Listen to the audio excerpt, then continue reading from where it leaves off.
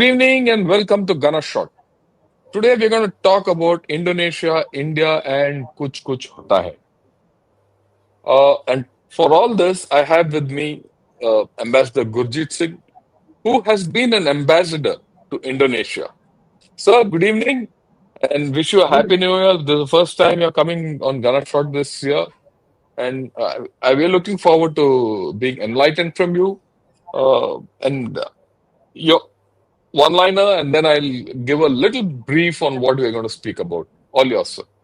Thank you, General Shankar. Happy New Year. Always good to be on Gunner's Shot. I will be happy to share my perspective today. Thank you. Thanks a lot, sir. At the outset, uh, you know, India and Indonesia, kuch kuch hota hai. Why is this come about? Let me explain that first. Right. And that is because their president, Prabowo Subianto, he was the chief guest for a recently held Republic Day parade. And in the evening, that banquet, the Indonesian delegation sang this song. Have a look at it.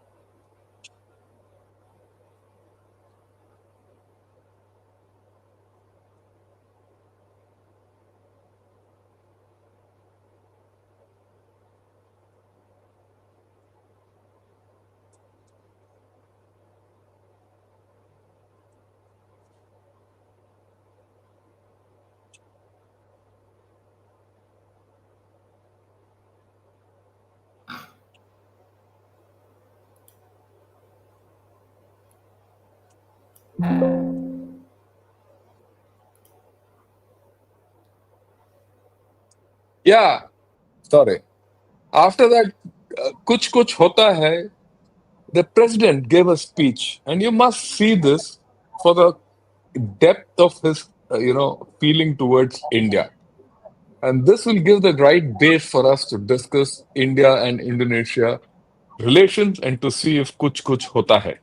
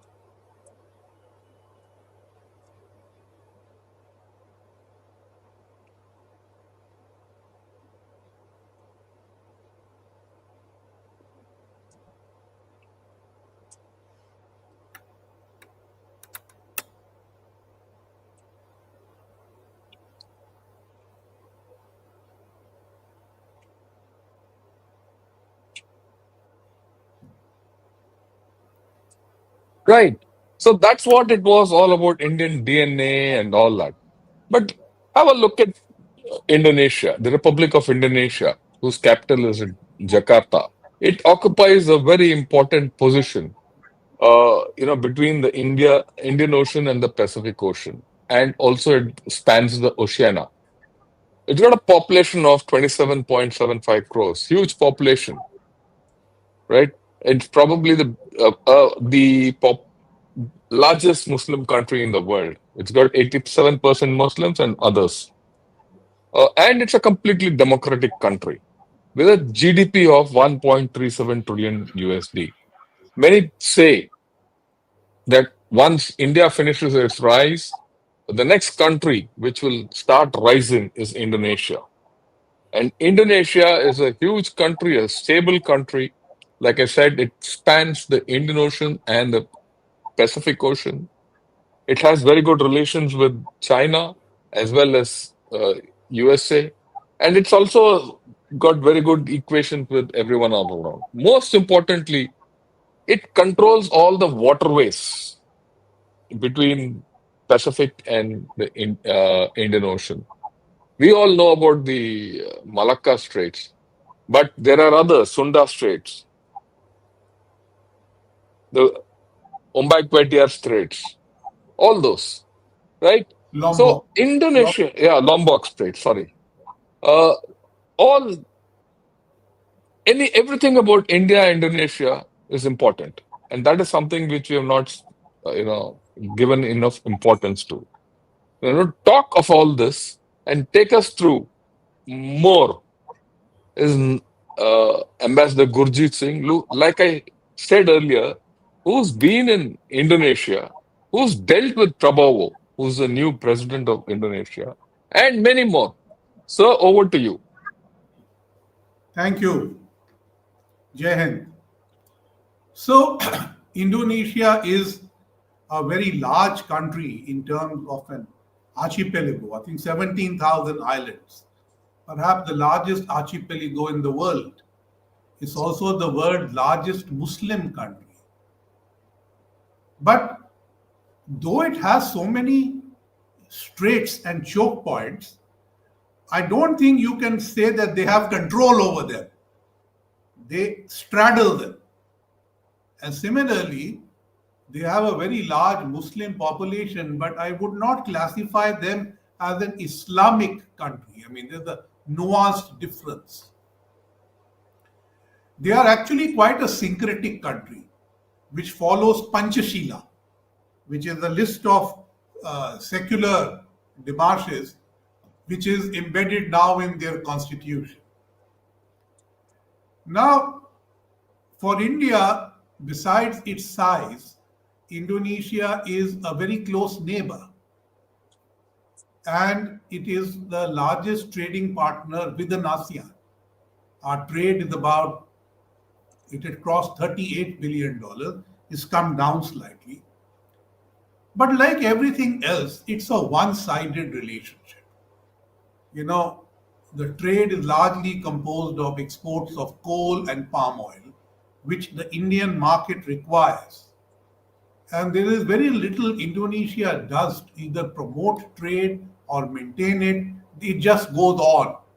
And it runs a huge surplus for them because India does not have the capacities or the pursuit to balance that trade. So let's start. Why did we invite General Prabowo, the new president of Indonesia, as the chief guest for Republic Day?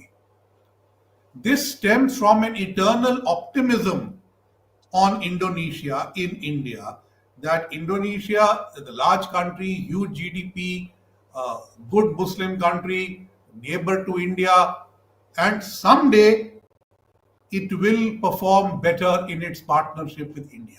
That is the expectation we have. So we don't give up on Indonesia. Do you know this is the fourth time an Indonesian president is the chief guest at Republic Day? In 1950, the very first Republic Day, President Sukarno. Sukarno came. In 2011, after a long gap, President S.B. Yudhoyono, who's also a former general, he came. In 2016, President Jokowi came and he was part of the 10 ASEAN leaders, but each of them was the chief guest. And now, General Prabowo, hardly after 2018, it's only 7 years. Do you know that this is as many times as the King of Bhutan has been to India as chief guest?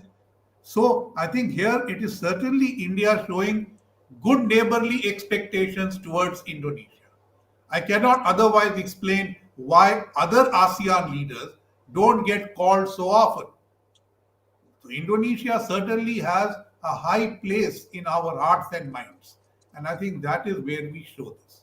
The second thing was that now that the Act East policy is 10 years old, since 2024, there has been a lot of engagement with ASEAN leaders. I think the Malaysians and the Vietnamese have been here. Prime Minister has been to Laos and Brunei.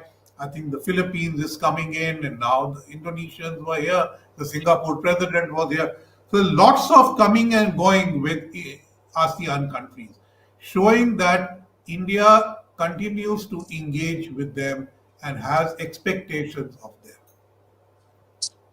There is no doubt that Indonesia is a huge market, but it is not an easy market. You know, India has about 46% of its GDP coming from foreign trade. ASEAN as a whole is about nearly 80%. But Indonesia is like India, it is in the 40-50%. So Indonesia largely depends on coal and palm oil export. Otherwise, it's not a great trading country. It is also not a great manufacturing country. Therefore, they don't mind the Chinese coming in large ways and taking over their trade through exports because they do not have that level of manufacturing which, for instance, India aspires to. So, the way that Indonesia looks at China and the way India deals with China are actually very different. So that is something we need to understand. And once we understand that, I think we will build a successful relationship. And that is what seems to have happened during this visit. There was no ostensible telling them, why are you doing this with China? Or them asking us, what is your problem with China? China is a given in both countries' relationships. And what they are trying to do is build a relationship beyond China. Secondly, I think there is an effort to build a relationship beyond ASEAN. India ASEAN relations are very good. We are now a comprehensive strategic partner since 2022. But with Indonesia, we are a comprehensive strategic partner since 2018. So it's a step ahead. And that is what we are trying, that whatever we do with ASEAN is fine. With Indonesia, we should be able to do more. Now, in this background, let us look at what happened during this visit and how it helps in three different pillars: socio-cultural pillar, economic pillar, and finally the strategic pillar. The socio-cultural pillar is the soft pillar. So if you see the agreement signed, the cultural exchange program, two agreements on health, one agreement on digital economy, these are all socio-cultural aspects. And these are where Indonesia continues to have an interest in India. It's not only in developing or restoring parts of the Prambanan temple, which we have agreed to do, which, by the way, is perhaps the third largest Hindu temple in the region. And it is dedicated to Brahma, Vishnu, Mahesh, and their mounts, 6 temples in the province of Central Java, close to Borobudur, the largest Buddhist temple in the world. Now, you called this program Kuch Kuch Hota Hai. The point is that we have been waiting for many years for Kuch Kuch Hoga. But the pace of implementation of Kuch Kuch is very slow. But Kuch Kuch Hota Hai is embedded in the Indonesian psyche. It is almost like their anthem for India. When they think of India, they will think of Kuch Kuch Hota Hai. So when you showed that clip of these Indonesian delegates singing this song at the presidential banquet, this is most unusual. But what you perhaps did not know, that the lead singer was their foreign minister. And if you see him sitting next to Prime Minister Modi in the next picture, and one of the other singers was one of their chief cabinet secretary. So these are all very senior people. These are not just some members of the delegation, except they're all very youthful. The foreign minister is also very youthful. So you can realize that even to them, singing this song is a natural thing to do. And Kuch Kuch Hota Hai, the movie, made a huge impact in Indonesia, and that impact continues till today. I remember when we did the Sahabat India Festival of India in Indonesia in 2015, in our opening theme music, we inserted 4 bars from Kuch Kuch Hota Hai, just the first 4 bars. And the moment anybody heard that, their head would turn or ears would turn and say, "This is India." And then we would say whatever we had to say. So Kuch Kuch Hota Hai is deeply embedded. The problem is that the words don't seem to make the full impact. And it's taken too many years for Kuch Kuch to happen. And that is the sad part of the story. Basically, after 20 years, we are still singing the same song. That is the That's a very very important thing you said. So 20 साल के बाद वही गाना and we are not moved ahead. Yeah, I think that's a very telling thing which you The other said. part is, the clip that you showed about President Prabowo. Prabowo was a declared Indophile. He comes from British training army tradition, holds the Indian army in great stead, always related well to India, had many friends here. There are other pictures how he spent some time going to an Indian bookshop. So he is different from Djokovic. He is an English speaking globalized citizen. And he doesn't depend on his foreign minister. He is a foreign policy president. So that is why inviting him at this stage was a very good idea. To bring India's capabilities to his attention. And where better to do it than the Republic Day parade where everything is on display. So I think that was a great move. Now, socio-cultural part is doing fine. It can do better if private players play a bigger role. So now in the health sector, the health minister of Indonesia told me that they have changed their laws and now Indian doctors can come and assist the hospital. So I think 2 hospitals from Indonesia in the private sector are engaging with 2 private Indian hospitals to build capacities, improve the public health facility, improve specialization, and move forward. So that's a good thing. Similarly, on the Ayurvedic, where they have their version of Ayurveda called Jamu, there are now efforts to standardize and protect biodiversity on both sides, which is getting diminished. So these are important things to do. Digital economy is very important. That can leapfrog development over there. Now, let's move to the economic pillar, which to me is the most important pillar. But it is stagnating. It is not growing.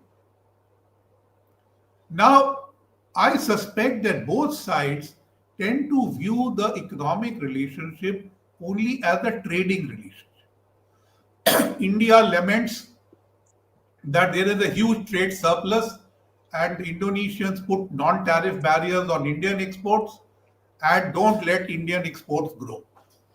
Indonesians complain that India will often put tariffs on coal and palm oil affecting their exports and does not join regional supply chains with them. So there's a little bit of truth on both sides. They need to sit together and work this out. The problem is that the Indonesians tend to negotiate with India as if we are a developed country.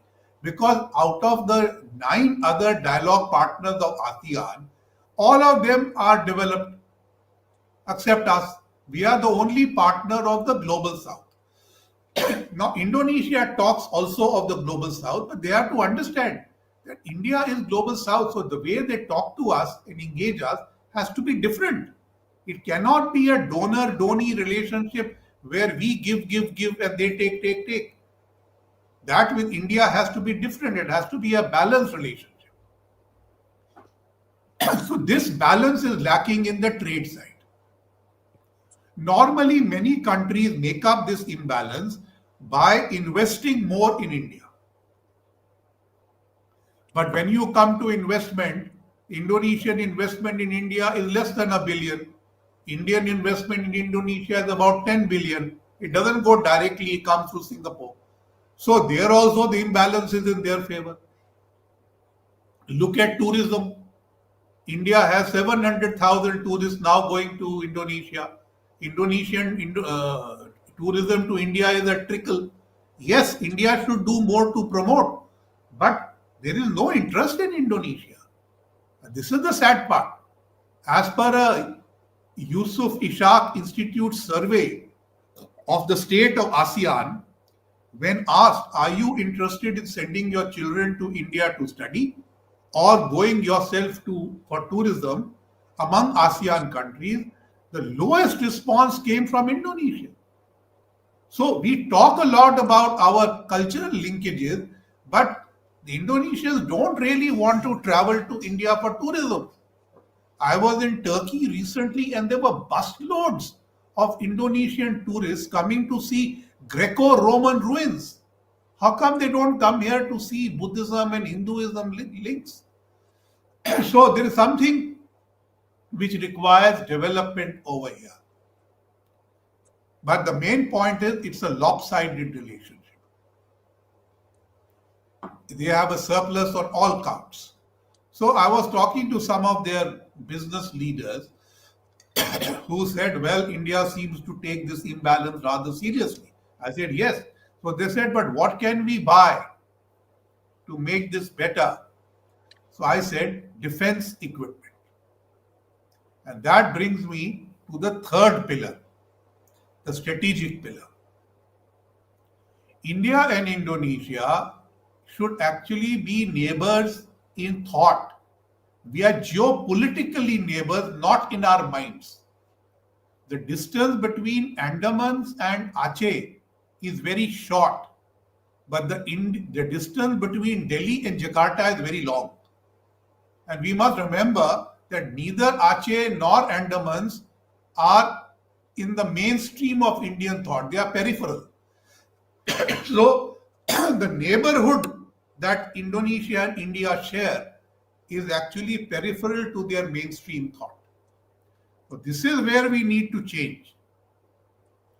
Now, India and Indonesia work together in ASEAN, work together in the East Asia Summit, the ASEAN Regional Forum, ASEAN Defense Ministers meeting. We are both together in the Indian Ocean Rim Association. Now we have succeeded each other as G20 president, and now they are in BRICS. I was happy that the Indonesian president formally thanked us for supporting them to join BRICS. Now here I must tell you, they are not a BRICS partner like Malaysia, Vietnam and Thailand. They are Yeah, now a remember. BRICS because they were admitted as a partner. But we helped them to go back to the 2023 decision. You know, when Ethiopia, Egypt, Argentina, Saudi Arabia, UAE were admitted, Indonesia was also invited. But they said no at that time under Jokowi, like Argentina said no later. So we went back to that decision and said, but Indonesia was invited, now they want to accept. So they have jumped the queue on the others, causing some heartburn among other ASEAN countries, but they were the reason to invite Indonesia to BRICS, and India has sustained that reason. Now is the time for India and Indonesia to talk to each other about these institutions and see what we can do. Within BRICS, India and Brazil tried to halt the Chinese march. Now, I don't expect Indonesia to halt any Chinese march, but they see a global South perspective, which India and Brazil, and to an extent South Africa, can join. So now it remains to be seen whether in BRICS, will Indonesia be more like India and Brazil and chalk out a strategic autonomous role, or will they be like South Africa, which is in BRICS but more following the Chinese line? Now, the other thing is that there were huge expectations from this visit that something big will happen on defense orders, focusing particularly on the BrahMos. And there were all kinds of stories that BrahMos is going to be ordered. There's a $450 million deal. Frankly, I don't know where all this is coming from.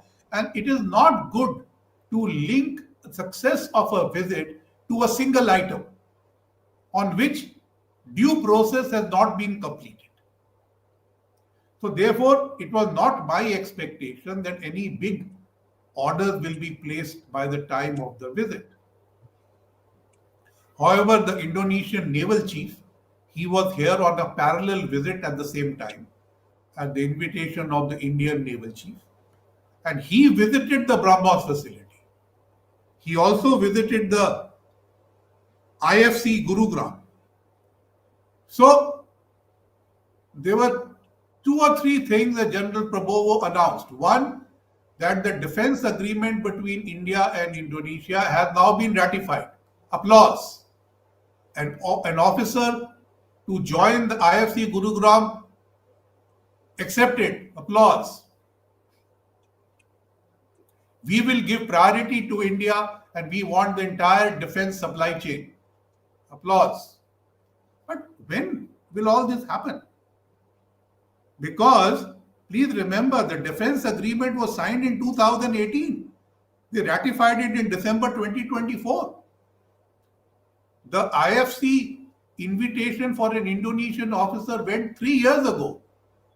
I'm sure they announced it now, but I am not yet certain whether due process to select an officer to be stationed here is yet complete. The same goes for BrahMos and many other things.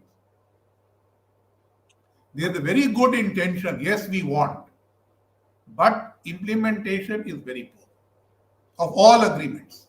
And I think General Prabowo said that he has given instructions that across the board, we must cut through bureaucracy and implement agreements more often, have our bilateral channels meet more often. You know the number of agreements that India and Indonesia have. Frankly, you don't need any more agreements. Just implement what you have.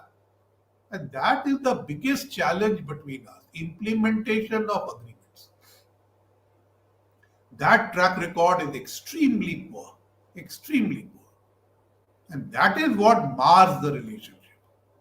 Now that General Prabowo has been here and he is really the man in charge, the hope is that he will go back and push his system to be more responsive to India. Put India on the top of his thinking. And it isn't, Indonesia wants to keep out of the way of the China versus US conundrum. They get a huge amount of economic partnership assistance from China. They're not going to compromise that. But that doesn't stop them from engaging other countries. But they don't buy defense equipment from China. But now their main defense suppliers are France for the Rafales, Korea and Turkey. Now if Korea and Turkey can be there, why is India not there? There are two basic issues why India is not there. One, I think we jump the gun on big ticket projects and don't develop the supply chain from the bottom. For instance, we were talking about this Russian era equipment. Providing components for that, servicing that is a good starting point. Providing support to their Coast Guard is good. And I'm happy that, an agreement between Indian and Indonesian Coast Guard was signed once again. I mean, it had lapsed. Signed once again. That is the agreement on maritime security. It is essentially between Bakamla and Coast Guard. An old agreement, lapsed, signed again. Point I was making was you don't need more agreement. You have everything. Just keep doing it. So what now happens is that I do not think Indian companies, and here I talk over private and public companies together, understand the procurement processes of Indonesia. The Turks and the Koreans seem to have mastered it. We need to work harder on that and shed some of our morality and work as the system demands. The second aspect is that unless you provide a financing package, you are not going to be able to make a breakthrough, whether it's on defense exports or on infrastructure. You know, the per capita GDP of Indonesia is almost twice that of India, and yet they look like a smaller economy. They don't look as robust as us. We are heading to become the third largest economy. They will chug along to become the fifth largest economy. But they don't have that manufacturing strength yet, or even the digital strength. So, therefore, they are also looking to augment. But unlike us, that we can keep increasing our debt, they have a constitutional cap that their debt cannot be more than 2% of the budget, GDP, due to which they cannot take loans from India or from any other country which require sovereign guarantees. They can't take from China either. Therefore, they take loans are taken by their ministries or their public sector undertakings, what they call state-owned enterprises. Now, we should also lend to state-owned enterprises, but we will not get a sovereign guarantee, which is what the Indian line of credit system demands. So our lending system and their borrowing system are not synchronized. And this is where you need to change. What should we do? Indian companies who are ready to export or can get contracts there should use the strength of their own balance sheet and go to their banks and say, give me a credit line for Indonesia. Indonesia's credit rating is better than India's, triple B compared to triple B minus for India. So they should take their own credit lines and finance their exports. But here, Indian companies all depend on the government of India to provide you the line of credit, which the Indonesians will not take. So, are you seeing the contradictions here? Now, this is where the problem lies. No financing package, no major project, no major export. And we can talk of Scorpion submarines, we can talk of BrahMos, we can talk of whatever you want. But small things, perhaps the budget of Indonesian Defense Ministry can sustain. Big things, it cannot. So, Kuch Kuch Hota Hai. Frankly, I am waiting. I was ambassador from 2012 to 15. I am still waiting. When will something happen? Opportunities are many.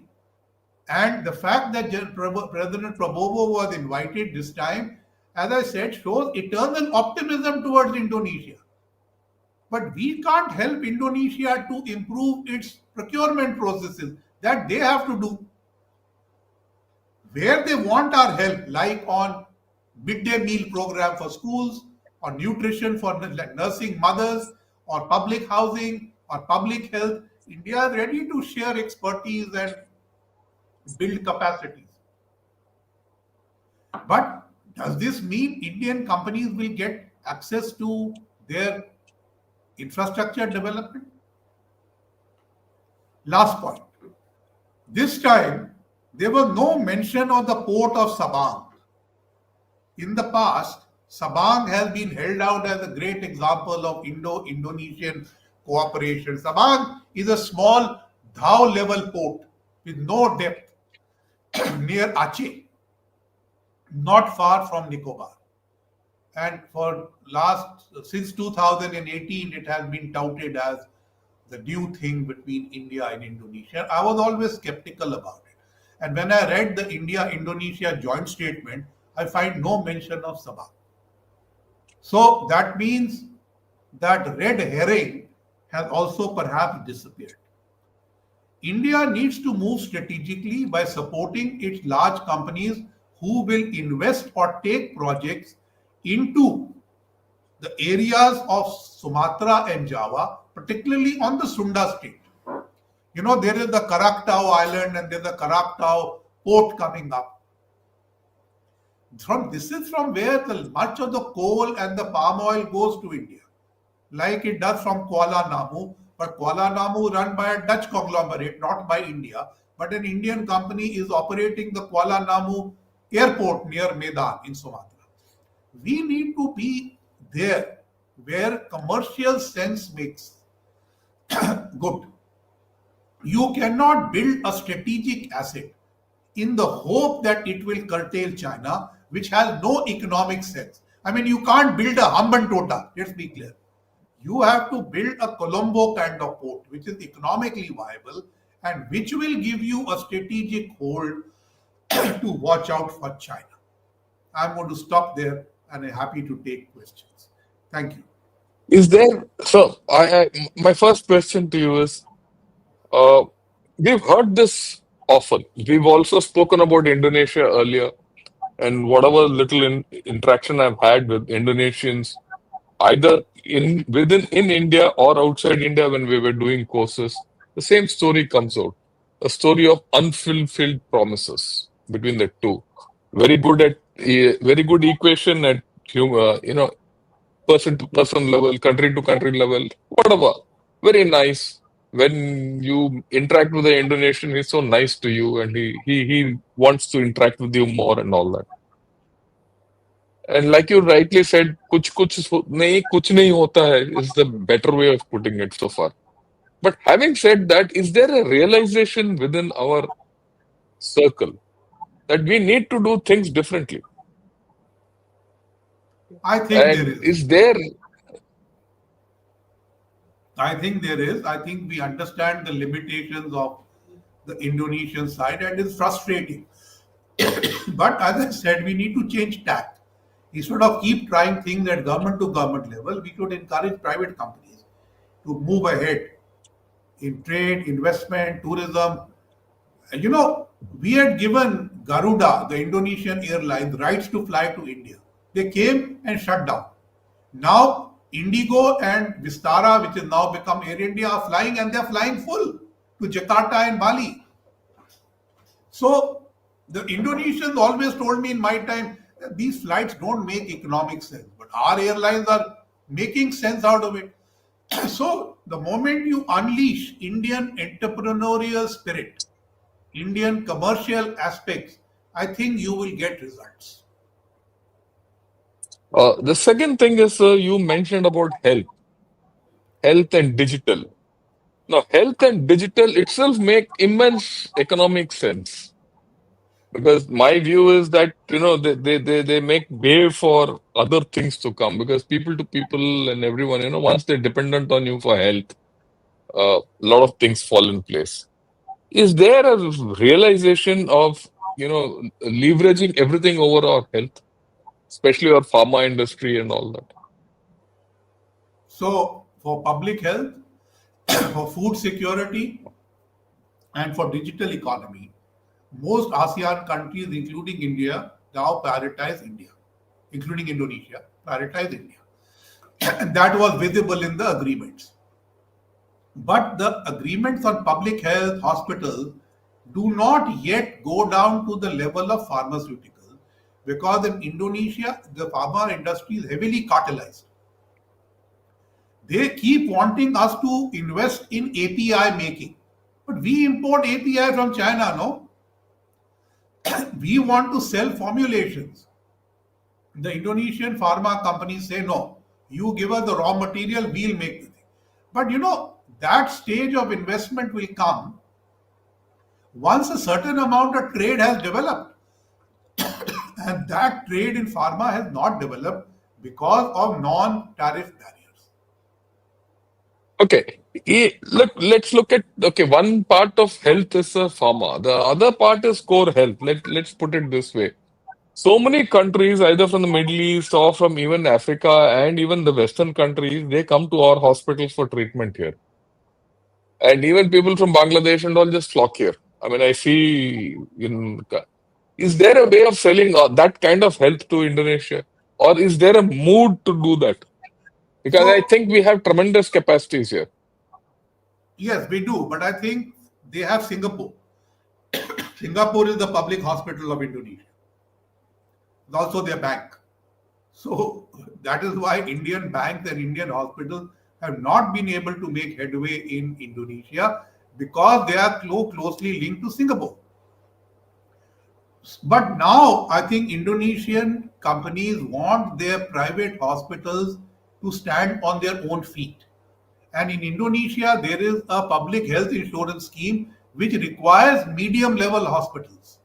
For all that, they need Indian technology, Indian expertise, and perhaps Indian medicine. So that is door is now opening. And two hospitals, as I said, from India are now beginning to operate. And how far do you think our digital systems can penetrate into Indonesia? So while English is not deeply penetrated into Indonesia, the digital social media, that all that is deeply penetrated. I realized that when I went to Indonesia in 2012, so very quickly I had shifted all our public diplomacy into the digital media because every kid and they had free Wi-Fi in the buses, so they were using it all the time. Now, if we come in and use the digital economy model that we have and help them for direct payment, UPI interface, all that will make a big difference. So I think that they are ready for. Yeah. Uh, and to everyone who's listening, the ambassador and I were just discussing before we started. Our biggest opportunity is something which we are not utilizing fully. And our biggest opportunity is the defense vertical. And let me explain to everyone as to why we lack. And this is something which we have lacked from long. And this is something which we had to change politically. The good thing about this whole story is we are changing. But the backlog of not having done is something which we have to bear.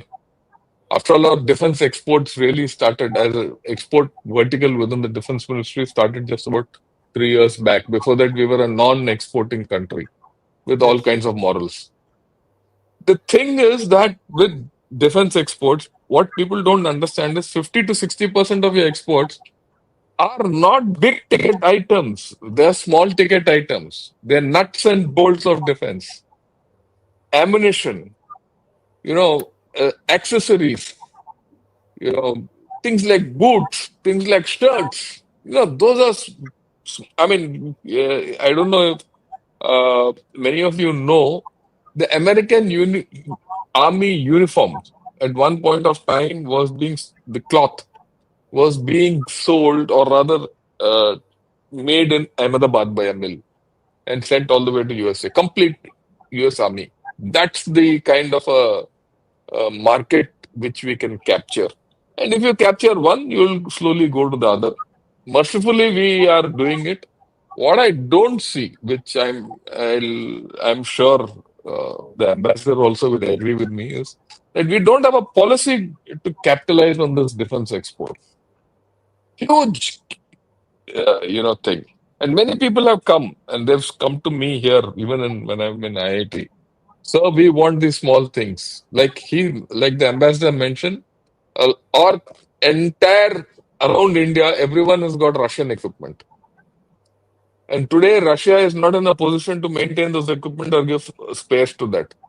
And those are not this generation equipment, they're all last generation equipment, which we have even started discarding.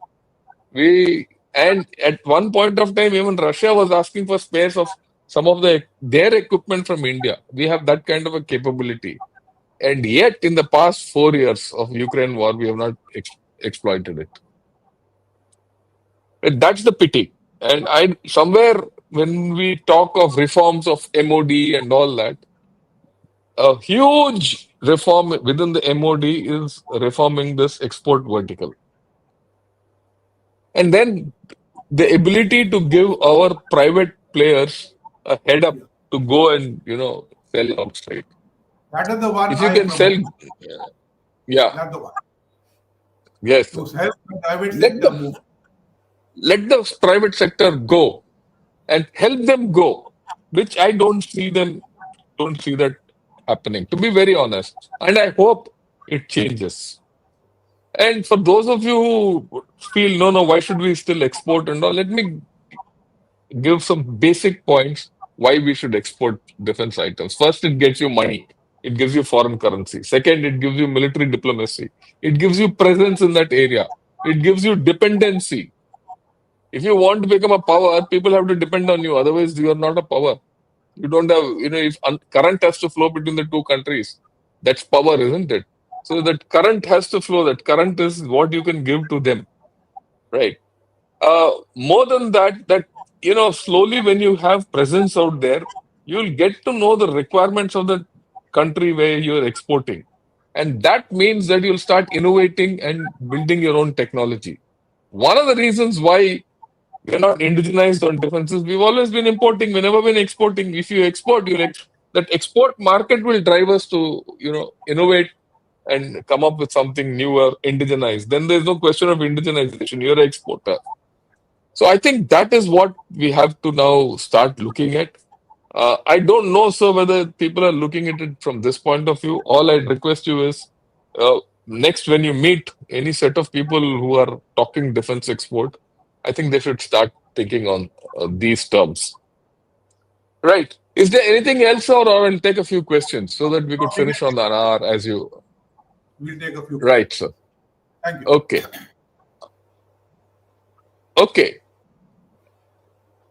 JBJP says palm oil imports from Indonesia. Can our Punjab start producing edible oil so that we reduce dependence on edible oil and imports, and Punjab comes out of the paddy trap, depleting Punjab's groundwater? Interesting question. He's trying to kill two birds with one stone. But let's not get involved with the paddy trap. The basic issue is India has an oil seed deficit since independence. I have never seen India have enough palm oil, enough oil seeds. So palm oil is only one, but we are always deficit on edible oils. We have a growing population, we have a growing consumer, so palm oil imports will not come down.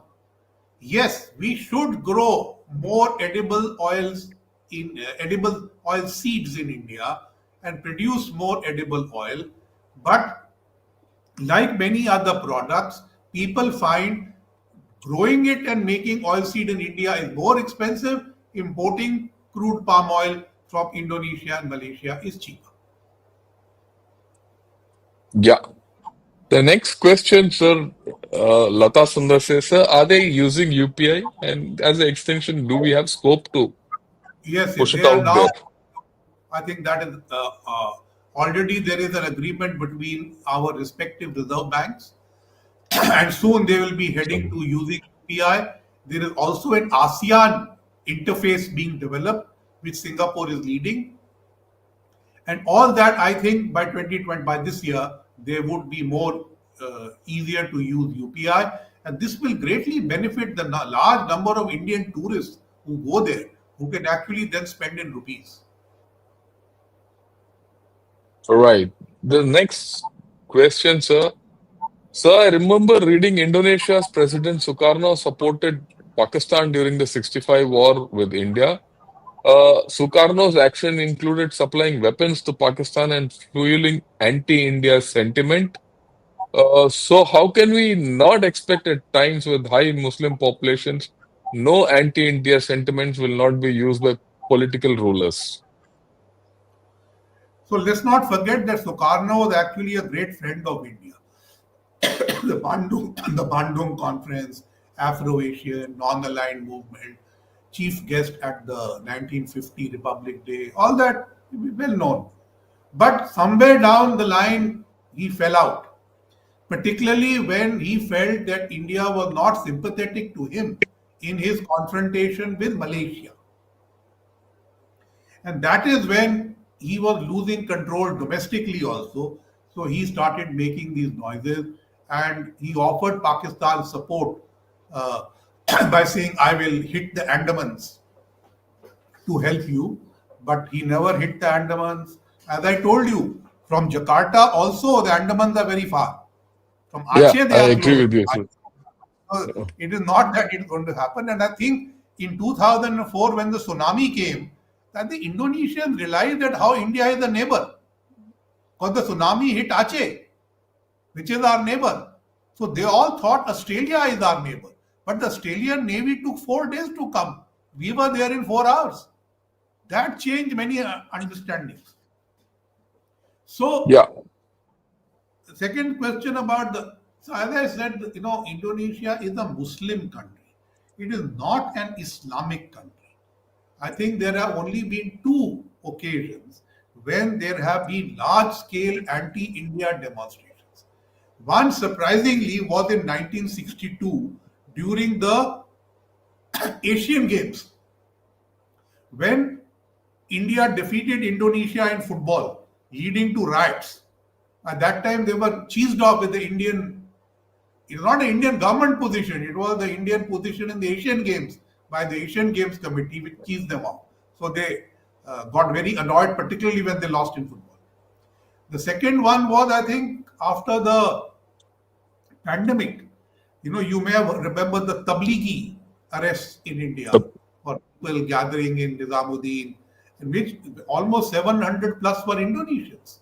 So that really dented them, and that gave a handle to the radical Muslims to come out and start anti-Indian protest. But I must say, after a while, they were curtailed, and now they've all gone back to barracks.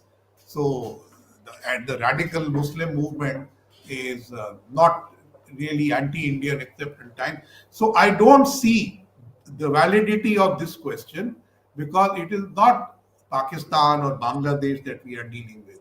It is a syncretic Islam, elements of which can be used at times, but they have been used against the regime inside also. But I don't think that's something that we need to fear. right. The next question, sir. Donald Trump, now the president of USA, and his good relations with our Pradhan Mantri, will provide the space to enable global oblique regional geopolitic partnerships. Your views, sir. I'm going to answer this very briefly by saying two things. One, when some of the people who have been appointed by President Trump were in their Senate hearings, they were asked to name any single ASEAN country, and they couldn't And they, name a single. So ASEAN does not figure high in their understanding. India yeah, now does. But to answer this question specifically, yes, all this is true. But please remember, there are no permanent friends, there are only permanent interests. So India has to continue to build on this friendship by having mutuality of interest, not only subserving American interests, but ensuring that our interests are also served. I think that's a whole new topic which the ambassador has spoken of, and with this question has also said. How we deal with America and how much leeway we'll get out of America to deal with our region is will be the test of our diplomacy and statecraft, right? Especially, it's not Indonesia. How much leeway you'll get in dealing with Nepal or, for that matter, Sri Lanka and Bangladesh, especially, Correct. would be very important as we go along. To give primacy to Indian view in South Asia. Yeah. And this was there. If we all remember, at the time of the pandemic, especially when Sri Lanka went up, USA allowed India to handle the Sri Lanka crisis, and we handled it well. So I think that's a model which we have to put across to USA in the right quarters, in the right frame, and we should get leeways, and we should get. And I see strains of it already. Already, our External Affairs Minister has spoken to Secretary Rubio about Bangladesh, and the mere mention that he spoke to him about Bangladesh is being discussed in Bangladesh in a major manner. So there is some move, and let us hope for the best. Indeed, Okay. indeed. I feel we should increase Islamic connection with Indonesia. Vedic Islam can really help India tackle and resolve the religious schism between Hindus and Muslims with authenticity. Your views. I think this question is a bit confused, but let me tell you this, that between India and Indonesia, we started something called the interfaith dialogue, where we would bring religious people of various hues and bring them together, headed by a minister. I think it was the coordinating minister for political affairs from the Indonesian side, and I think it was the NSA from the Indian side. And then we had a large amount of, senior Hindu seers, Buddhists, Muslim imams from their side also. And I've attended some of these meetings. I mean, they actually look at how to improve the fate of their countries without allowing radicalization to take place. So it is not for de-radicalization, but to prevent radicalization. And I think that is very important from both countries' point of view to keep to their constitutional norms, which both have cherished since 1950. Right.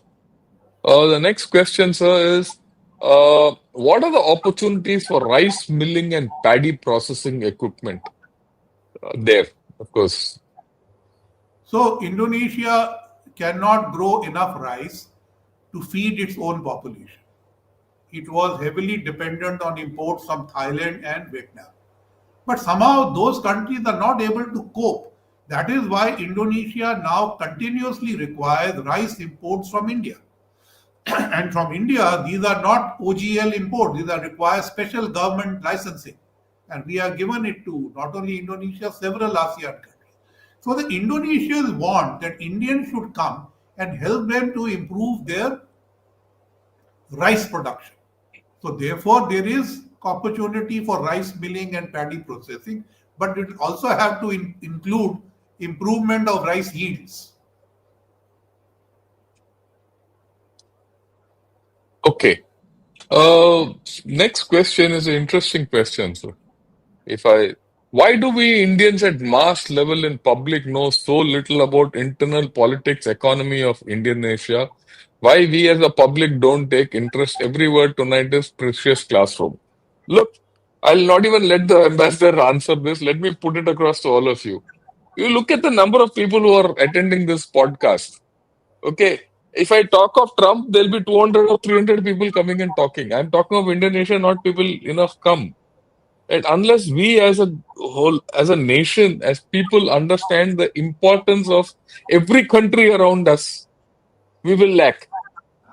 If I talk of Bangladesh, so many people will come. If we talk of Pakistan, we will come. Because as Indians, we are fixed and obsessed of certain problems. The other problems we don't wish them, we don't even know about them. And whether we like it or not, our government is a reflection of our personality. So there's no point in saying the government, telling the government, why don't you look at Indonesia as a great trading partner? There are 27 crore people there, all that. But the fact is, when we as people don't bother about Indonesia, how do you expect, the government to bother about it? So I think there's a larger issue of we, the people, who have to know more about our neighbors. A very couple of times the ambassador spoke of this, and I keep speaking of this many times. When you take off from Indira Point, which is actually the southernmost tip of India, the first landmass you see across the blue sea is Aceh. It is just a channel apart. It is our neighbor. And how many of us regard Indonesia as our neighbor? For us, Indonesia is somewhere far away. So unless we don't have this in our consciousness, probably Indonesia is closer to the Indian land than even Myanmar across the sea. So we don't, and Indonesia, as we know, is sits on the Malacca Strait, and it controls the 5 degree and the 10 degree channel. On the other side is India, and we don't have the strategic thinking. So I think we need to change as a whole, and that is why on Gunner Shot I come up with such programs. They might not be popular, but they are gold for those who want to see. And learned people like our ambassador come who spend time there. How many people know where Indonesia is? Also, forget going there. So that's what I wanted to just put across. And the last point, sir, which I think you could answer: will Indonesia support a permanent membership in UN? I think this is again running away. Indonesia itself has aspirations. So Yes. when you get to the point that the charter is going to be amended, Indonesia will vote for an amendment to the charter. But which countries will get elected will have to be dependent on a vote in the General Assembly, at which time Indonesia would also like to try its luck. And when it will not, then it will support Japan and India from Asia. Yeah. Uh, Thanks a lot, sir. Thanks a lot for this wonderful, talk of yours about Indonesia. Just to tell everyone who's attending this, please, if you like this video, please press the like button. And if you're seeing coming to Ghana Shot for the first time, do subscribe for Ghana Shot. But more importantly, this is the second video I'm doing with the ambassador on Indonesia. The first one we did early last year. I would request you to see that and this because many things which he covered then have not been covered here, and many things which he covered today, which have not been covered today, are in that. Both these will give you a better idea of what Indonesia is all about. In the end, I would like to thank you, sir, for taking time and coming and talking about Indonesia. And like everyone said, it's a very good way of educating ourselves and putting light at the cobwebs of our or the dark corners of our knowledge sphere. I must thank you for all this. And if you have anything else to say, fine. Otherwise, we'll say Jai Hind, sir. Thank you, General Shankar, for you always invite me and you always give me an opportunity to shine a torchlight on remote parts of the world on which not many Well, other people take interest. So thank you for that. thanks a lot, sir. And we need to, if we are a growing power, we have to have a big torch which goes to every part of the world, at every Indeed. dark corner of the world. Even if the dark corner is just 70 kilometers across from Port, Indra Point. With that, sir, thanks a lot. Good evening and Jai Hind to all of you. Good evening. Jai Hind. Thank you.